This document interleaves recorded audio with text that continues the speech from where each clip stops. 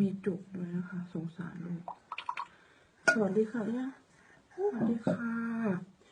เอมิลี่น้ำมูกเขียวแล้วนะคะเห็นสิเดทู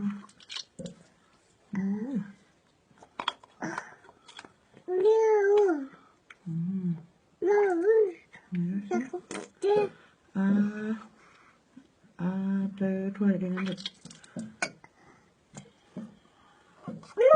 หนูเพิ่งเป็นเมื่อวานนี้ทำไมหนูเขียวเลยจังเลยอ่ะ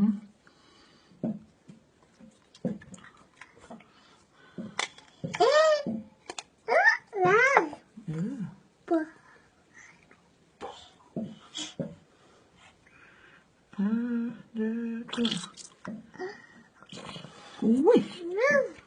หนูเพิ่งเป็นเมื่อวานนี้นะลูกทำไมหนูเขียวเยอะขนาดนี้เนี่ยไหนดูสิน้องอีกทีเขากัดก็สุดที่ละป้า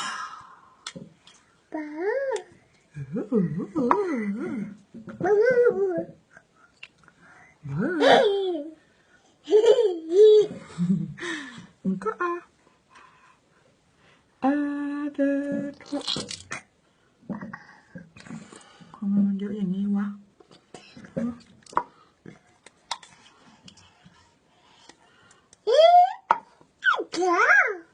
เดทุก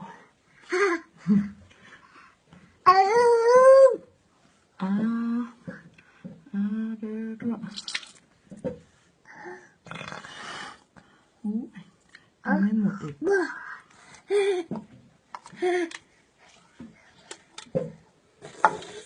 ทำไมมันเยอะอย่างเงี้ย